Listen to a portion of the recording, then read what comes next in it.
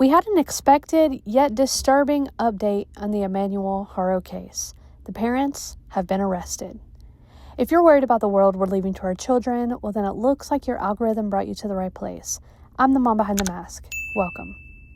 While this weekend's update in the missing 7-month-old Emmanuel Haro case will bring us one step closer to closure, it doesn't look promising for the outcome of this case. And just to catch you up, if this is the first time you're hearing about this case, 7-month-old Emmanuel Haro was reported missing by his mother, Rebecca, saying she stopped in a Big 5 parking lot and was changing his diaper when someone approached her from behind and said, "Hola," and the next thing she knew, she was waking up on the ground and Emmanuel was gone. Now, this happened in Yucaipa, California on the 14th of August, and initially, this story immediately rubbed the public the wrong way. And maybe it wasn't just the story per se, but it was the story combined with her and her husband's odd body language. Rebecca and Jake Haro, Emmanuel's father, did a press conference with local news supposedly the morning after this happened, and this is when the public immediately turned on them because everyone could feel something was off.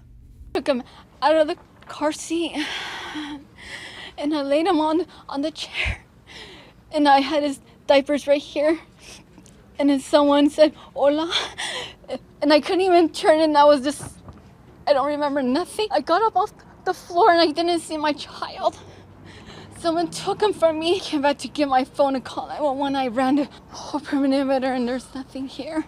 I didn't see him. I didn't see nothing. Nobody saw nothing. There's no cameras here. There's no lighting. To the person who took my son, please just give him back to us. We'll forgive you. We won't bother you. We just want our baby boy. He has little wavy hair and light brown hair, so soft, like a feather, with beautiful brown eyes.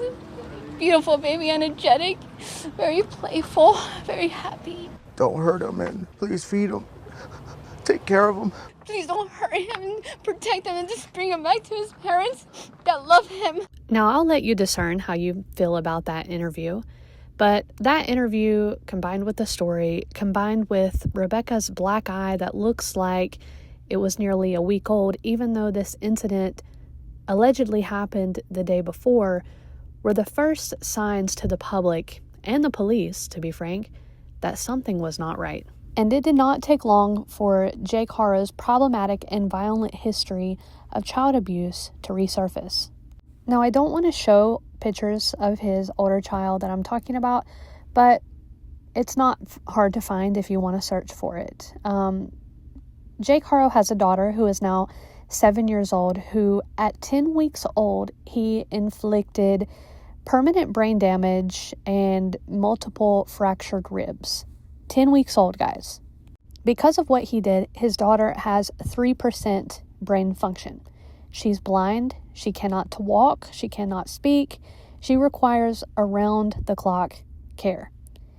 And for doing this, Jake Haro spent 180 days in some type of men's work release program, had to go to parenting classes, and was on probation, which he has allegedly violated.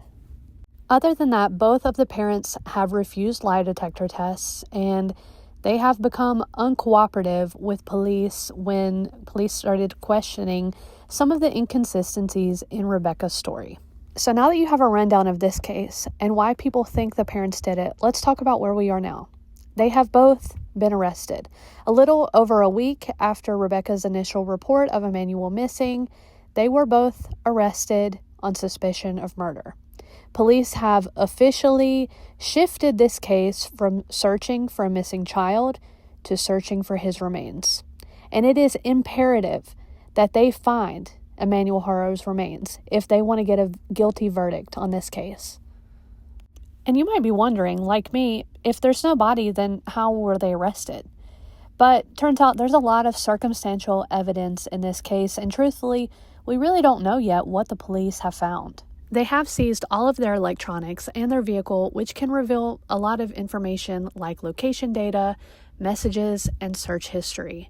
It was also assumed by the media and the public when K-9 units were seen at the Haro household that they found traces of blood. However, that was not confirmed to be Emmanuel's.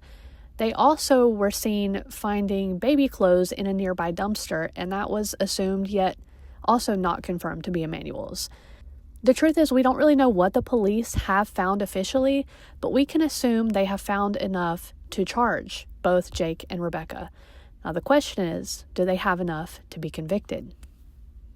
I do believe the parents did this, but I see a lot of people speculating that Jake killed Emmanuel and that Rebecca is so afraid of him that she feels she has to cover for him. But I don't believe that. I do believe that he probably had something to do with this, but I don't believe she's this meek and afraid little woman. First of all, if it were the case that Jake did something to Emmanuel and that Rebecca was so afraid of him that she felt she needed to cover for him, there would still be real and raw emotion for her losing her child if she truly loved him. But we did not see that, not once. Not one single tear did we see come from Rebecca Haro's eyes. And secondly, and I haven't seen anyone say anything about this, but are you telling me those are the best pictures you have to put on a missing poster to try and find your baby? We can't even really see what he really looks like. There's not a single good photo of this child to really be able to tell what he looks like. And any loving mother, I don't care if it's your second, third, fourth, or fifth child, you have multiple pictures of your child from every angle. Rebecca doesn't really have the best track record with being a present and loving mother either, which I can talk about more in another video. If you'd like to hear more about that, leave me a little baby emoji in the comments. I don't know what exactly happened to Emmanuel, but the veil is slipping and the truth will come out.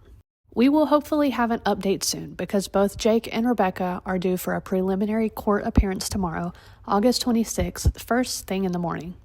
And as for police, the clock is ticking to find missing baby Emmanuel Haro. I will be keeping up with this case as updates occur, so make sure to subscribe and hit that notification bell to be notified. If you're worried about the world we're leaving to our children, I'm right there with you. Bad boys, what you gonna do? Or what you gonna do when they come for you? Bad boys, what you gonna do? Or what you gonna do when they come for you? You chuck it on that one, you chuck it on this one, you chuck it on your mother and you chuck it on your father.